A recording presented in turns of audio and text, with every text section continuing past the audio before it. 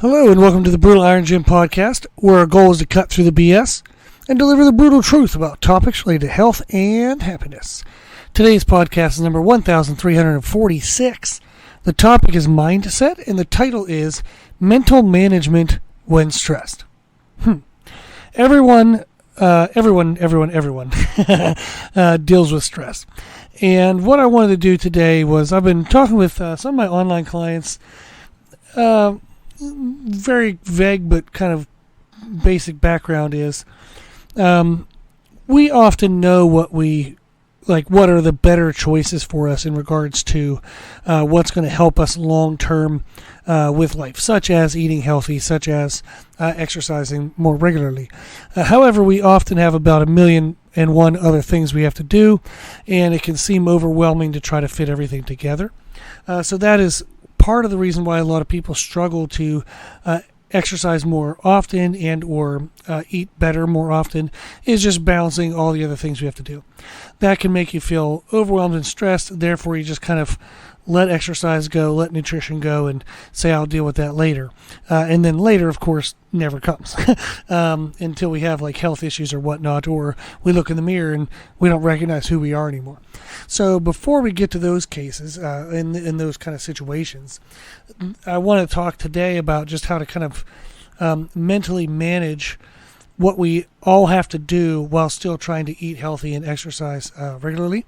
And then also, there's just times when we are overwhelmed, we're stressed with everything, and we therefore kind of shut down. And that would be kind of shutting down on everything, whether even if that's, the regular to-dos, whether that's nutrition, training, communication with friends and family, good financial choices. It's just, life can be very overwhelming. And then also, as a personal trainer and nutritionist, somebody who helps with nutrition, is you can write the perfect training plan, you can write the perfect nutrition plan, but the person has to be able to follow it.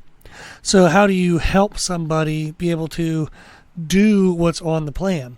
You can, it's easy to write it's not easy to write the perfect nutrition and training plan, but that's the easier part, is just writing it for, say a robot or a perfect person, in regards to like nothing in their life ever gets in the way ever. But that's unrealistic and it's not going to happen. So it's better to learn also how to help people make better choices more often. How do they kind of act out those training and nutrition programs? And that also factors into how do you write the programs and communicate that. So a lot of times if I have somebody who tells me, I want to compete in a competition, but then I look at their food and their food's all over the place, not enough protein, calories are crazy high, crazy low, everything's inconsistent. Well, I'm not going to put them on a, contest prep diet right away and expect that that's actually going to go well. So you have to kind of walk them into the stages and get them eating more consistent, get them understanding the benefits of consistent calories, benefits of protein, trying to figure out how that can happen within what their schedule is, kind of working with them to be able to act out the nutrition plan is very helpful, and what most people actually need, more than just another plan to follow, even if the last, 10, 12, 20, whatever plans didn't seem to work. So how do you help people by writing programs for them, not have them try to fit to a program? So all of that is just kind of to lead into what I wanted to do today. Was we do have past podcasts that are very helpful, but at 1,346 podcasts, it would be very reasonable to not know actually what's kind of in the past podcasts if you haven't been with us from the start. So I wanted to kind of just cover some podcasts we have that can help with dealing with the sensation of feeling overwhelmed and extreme mental stress. There's a couple things that I go through that I believe would be very helpful so for other people. So all of these things are kind of tried and tested in my life, and I've read from very intelligent, wonderful people who write books, and we all get to learn from them. And then also working with thousands of clients over the years. I've been very blessed to be doing personal training and nutritional kind of coaching for 20 years now. So it's pretty awesome to have had that level of experience and be able to work with that many people. So one of the things I try to do all of the time is rank my priorities. And this is extremely, extremely important, especially the busier you get in life. You can absolutely lose what's important to what seems urgent. And it's very, very important to fight against that. It's very important to be aware of that. Is not all things that are urgent are important. And sometimes things that are very important don't have like a sense of urgency to them. So they're very easily lost in the shuffle. One of the basic examples that I think we all can kind of understand, and to some degree we all struggle with, is we probably have somebody in our life. Now, if that's a spouse, best friend, if it's just yourself, that can even be the case, self-care. But kind of making sure, for example, I have a wife, and very blessed and amazing, and she's freaking awesome. And I want to make sure that she always feels like she comes before, like my business, for example. So I love what I do, and I love helping people, but I love her more. So sorry to everybody. But I gave my life to her, and I want to make sure I honor that, and always being her best friend and being her best support system. So I want to make sure that if something comes up in the gym that seems very urgent, does that like kind of take the place of, does it take over for what's important, which might be like honoring my relationship with my wife. So maybe something happens at the gym or somebody needs something, but like, let's say a good example is I'm supposed to leave the gym at 4 p.m. because I'm meeting Meredith to go do something at 4:30. Well, if somebody shows up at 3:58 and they say they want to join the gym and they'd like a quick little tour, sorry, not going to happen. I can let you in the door, tell you to look around, and then give me a call if you like it, or send me a text message. But I'm not going to sit there and give the tour. I'm not going to stay and chat. I gave my word that I was going to be home at a certain time. I'm leaving the gym and I'm going home at a certain time. And that can even be, leaving work at work. Make sure you come home in a good mood. So there's a lot of things that kind of factors into this in regards to ranking your priorities. But when we feel stressed and overwhelmed, all we tend to see is the things in the now. So it's kind of like what's at play now versus what's always at play. So I'm always wanting to be my best in my relationship. But sometimes something comes up urgent. There's 3-4 things you got to do, and you lose sight of that relationship aspect because it doesn't, like, my wife's not going to be standing right there while we also have, a light bulb in the gym that goes out. Somebody wants access to the gym. I'm getting a call about something else, and who do you help? Who do you attend to? And it's very helpful in my mind, and of a lot of the clients I've worked with, to already know what your priorities are. Because if you know ahead of time where everything ranks, when you're faced with a decision between two things that seem to be, kind of countering each other, and it's like, I can only say yes to one of these. That's a very high anxiety, high stress moment. But it's not if you already know your priorities. If you already know where the two things you're deciding between rank, then the decision's already made. So do I go home on time and meet with my wife, or do I stay a little bit late and give the tour? I go home and I see my wife. It's already done. I never have to make that decision again. That person, if they really like the gym, I'm sorry to you, but you can come back another time. You can call ahead of time and we can make an appointment, and then I'll take you through and talk about everything.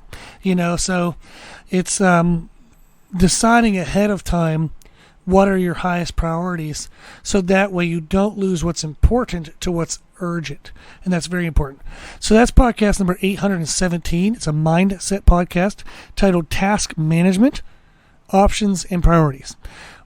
Absolutely, I believe that this calms everybody I work with, that we talk about this type of stuff.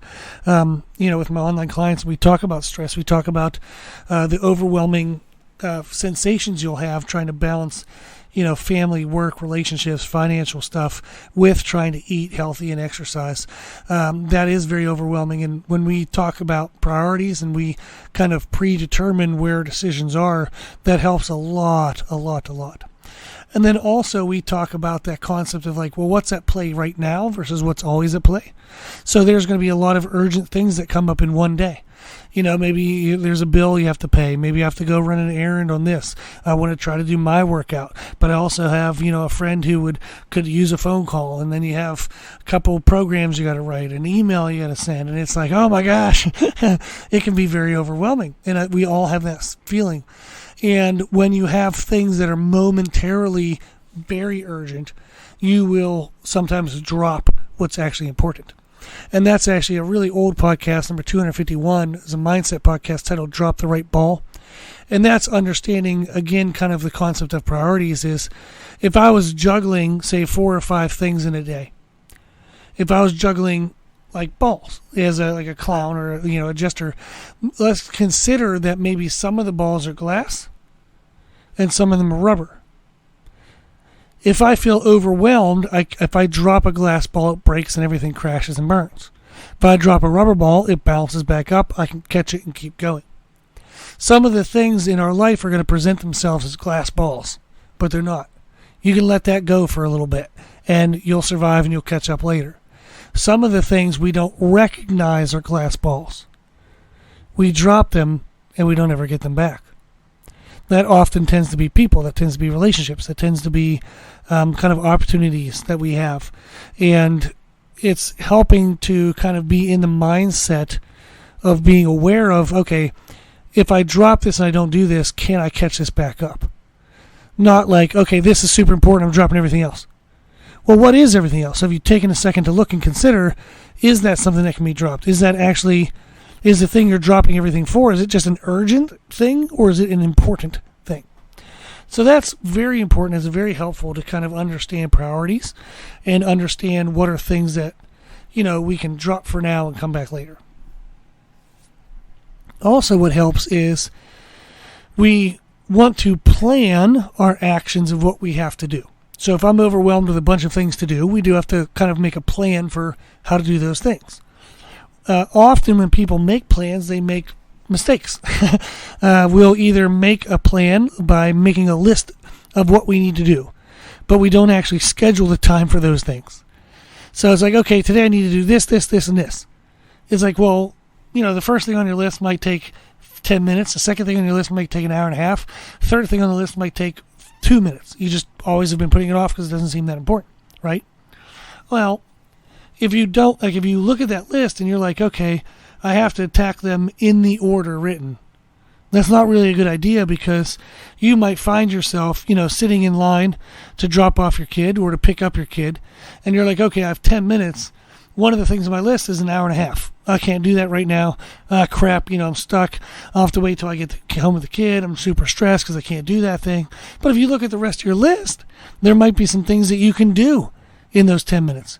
You might be able to make a phone call, reschedule an appointment, call to clear up some kind of financial thing or to make a prescription order, whatever it might be. You might be able to make small phone calls. And that can be something that you can get done. So maybe you get 2 or 3 things done off kind of the middle or the bottom of the list. It's not the top thing, but hell, it's some things, So that's one of the mistakes we'll make is we make a list without respect to the actual time needed for the actions. Or we make our kind of daily schedule accounting for the time that each action takes, but we make the schedule as if there's only one option for the day. So this is how the perfect day will go.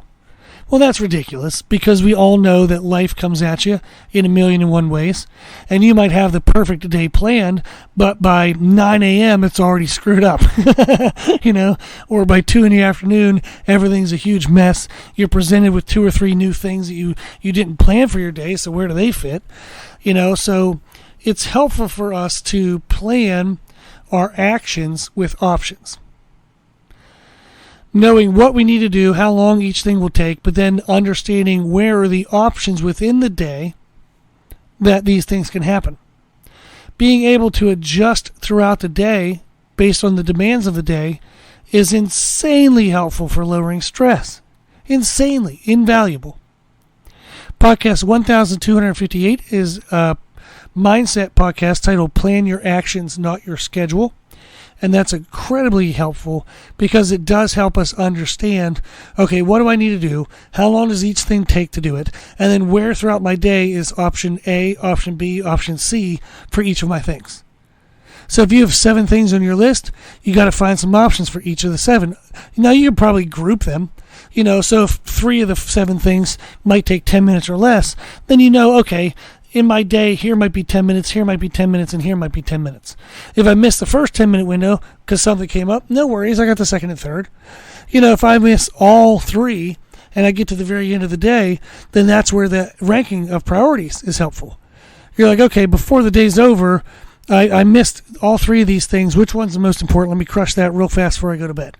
I'll pick up the other 2 tomorrow. And it's understanding, okay, the other 2 are rubber balls. The one that I have to get in is a glass ball. It has to be done today. So all of these podcasts, all of these concepts combined really do help lower stress. They really help us be able to feel like we can move forward and take action and start to kind of, conquer this beast that is the day. Another thing that kind of helps with that is just making a checklist so you can see your progressions. This builds motivation. Often what we do, you don't instantly get like a satisfactory reaction to it. So if I eat a healthy breakfast today rather than skipping breakfast, I don't really get to see an immediate reward of that. No one's going to give me a ribbon. I don't hear a round of applause. I'm not going to instantly drop 5 pounds of body fat. Unfortunately, I wish that was true. But a lot of the things that we have to do throughout the day, we don't get an immediate response of when we do them. And that could be demotivating. That then gives us an opportunity to create some motivation. If we make a to-do list and we make a list of what we want done throughout the day, and when we do it, we get to cross it off. That is actually very valuable psychologically. Sounds overblown, but it's very valuable psychologically to be able to cross things off. So I have, for example, a document I use that tracks communication with my clients. And I have a frequency that I would love to keep to that isn't always realistic, but I don't care. I want to try to make it as best as I can. So there's some color coding to the document. So, for example, I start the day with people I want to communicate with today is written in red. People who I 1,000,000% have to, it's red and highlighted. Then there's the people I would like to communicate to. I have them actually in like a pink version, so it's like a soft red, so it's kind of important, but it's not like super urgent feeling like red is.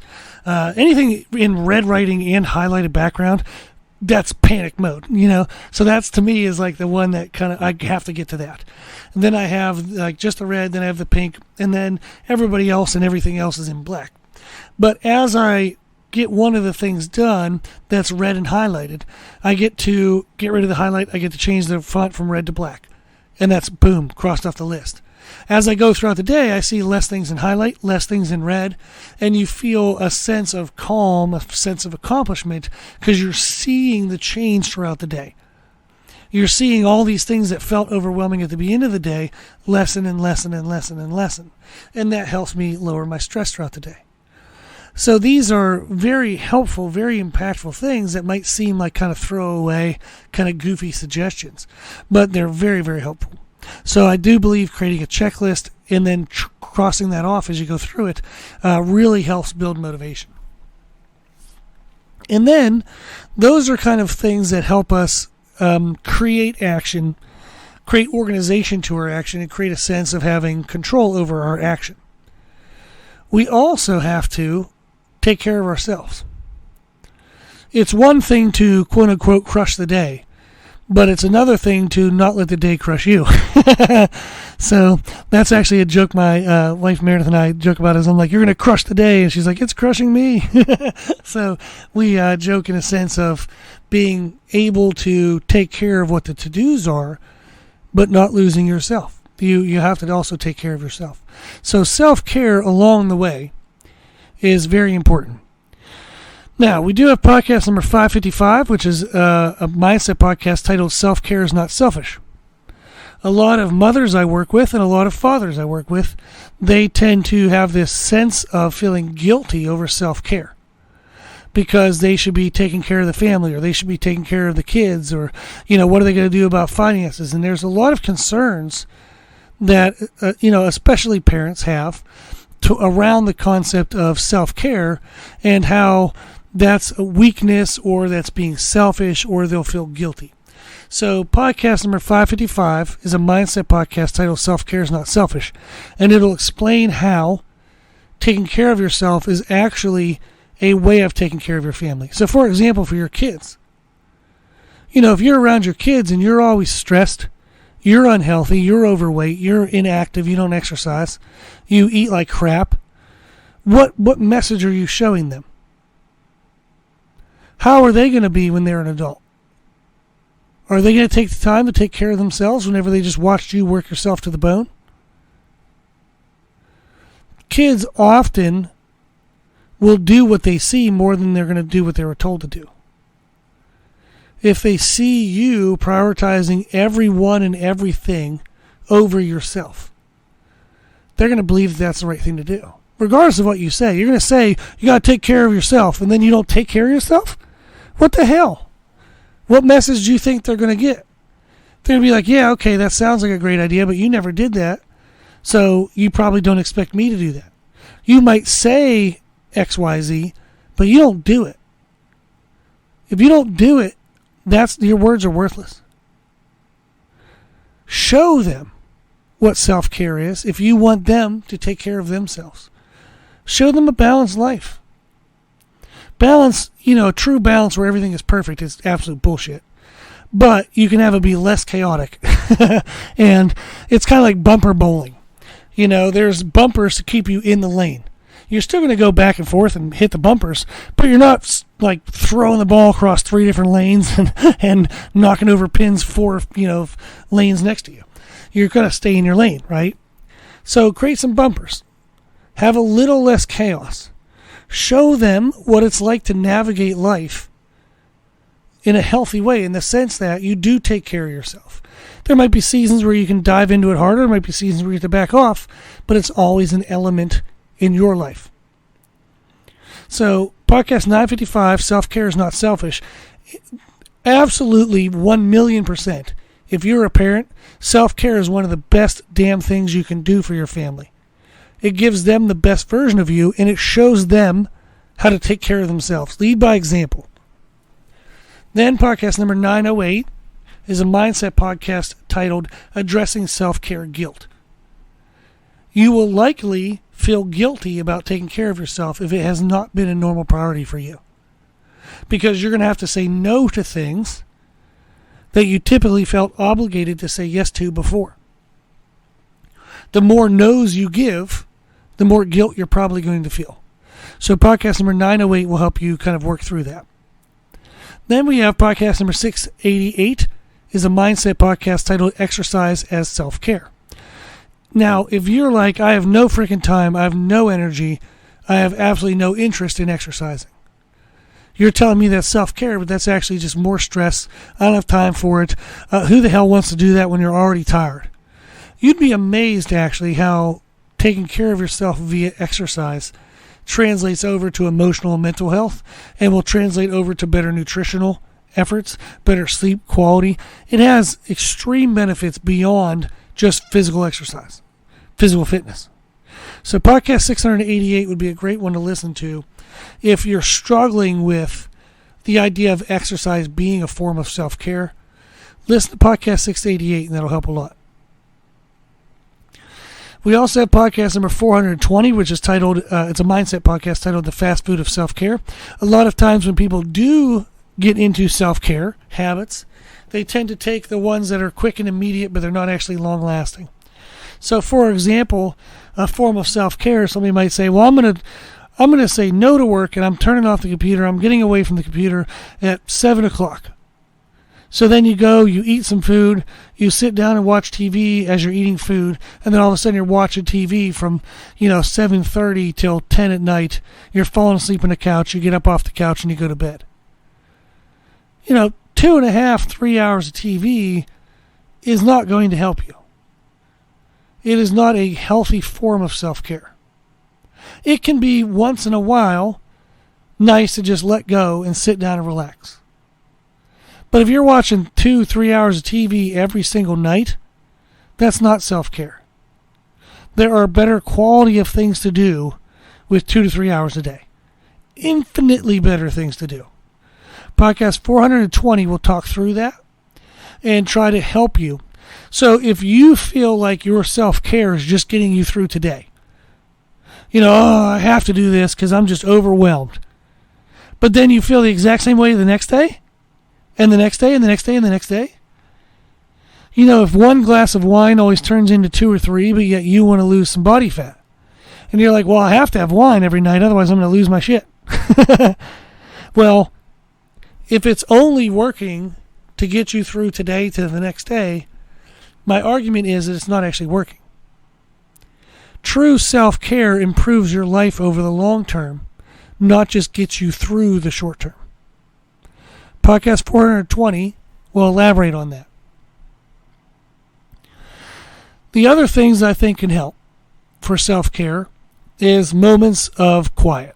Just get away from your phone, get away from your computer, get away from people. Even if it is just sitting for 2 minutes, just quietly with your eyes closed in the bathroom. So if you go to the bathroom in the middle of the day and you can get away from your kids, you can get away from the dog, if you can get in a room by yourself, just close your eyes and breathe.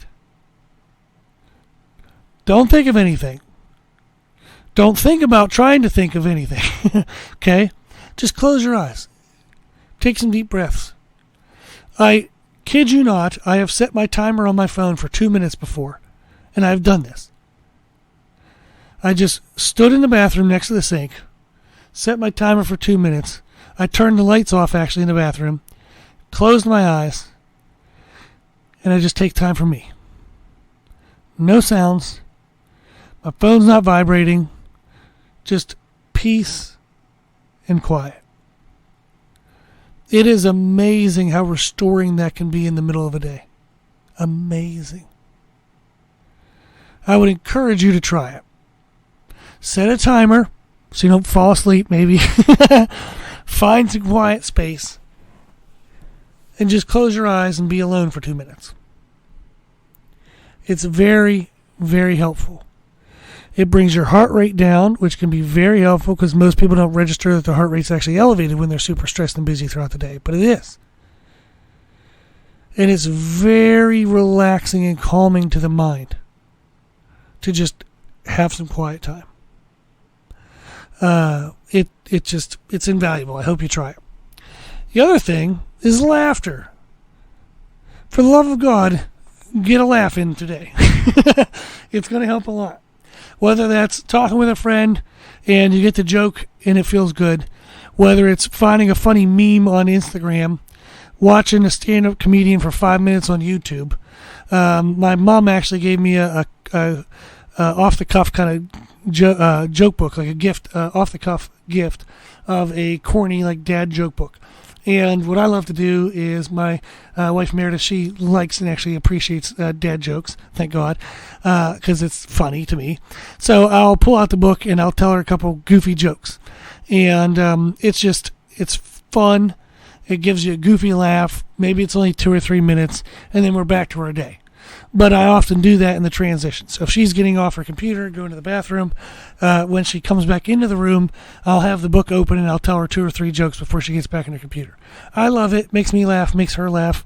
And it's something that just pulls you out of that hyper-focused stress mode all day. So those are things that really help. So I know today's podcast was a lot of talking about other podcasts. But I just wanted to kind of give some background as to what is available in the past podcasts. If you haven't checked them out, there's a lot of really good information for just helping you manage stress. Everyone's going to deal with it. So how do we deal with it and not lose ourselves? So like we said, we want to crush what we need to without being crushed ourselves. And learning that you cannot be perfect But with effort, with intentionality, you can give your best to what matters most. That's very important. I don't wake up every day trying to be perfect for everybody. I just need to do my best for me. And for me does include, like I'm religious Christian, so I do try to take time for God every day. I have a beautiful, amazing wife, so I try to take time and give kind of accountability to her throughout the day. So I know what her love languages are as acts of service and words of affirmation. So I try to do something for her every day, like randomly fill up her water bottle. We'll make her food for the day. I might write a little love note and put it in her clothes drawer, so that way when she tries to find socks, she sees a love note. Just little things like that. So giving my best for me, it does involve the people who I love and people around me. But that's the thing. I'm not trying to be perfect for everybody. I'm just trying to do the best I can for me and what's most important in my world. That's, what else can I do? And I hope that you can get to a place mentally where you don't try to be perfect. You just try to do your best, but you do your best to what matters most. Cool. Well, I hope this helps. If you have any questions, if you struggle with anything, and you think I might be able to help, I'm happy to listen. Our email is brutalirongym@gmail.com. You're always welcome to reach out. If you like today's podcast or the podcast in general, please consider sharing the podcast. The more people we share it with, the more people we can help, and that's the whole goal. So just the more people that listen to it, the more people that are helped by it, the better the world's going to be, and that's the intent. Thank you to the patrons of the podcast, the people who financially support the podcast, which you can now do so on our website. We have a donation link on our website. It's www.brutalirongym.com. There's a link for a one-time donation, monthly donation, yearly donation. The podcast is well over $1,000 a year for hosting costs and whatnot, and I give an hour to it every day. The financial support absolutely makes a difference. There's no way in the world I could do this every single day and keep it for free if there wasn't for the donations. So thank you very, very much. I truly appreciate it. If you like the information we share in our podcast, you can find more from us on our social media channels on Instagram, Facebook, Twitter, and YouTube under the name Brutal Iron Gym. If you have any questions, feedback, suggestions, anything you want to know, let us know at our email, brutalirongym@gmail.com. As always, I hope this was helpful, and thank you for listening.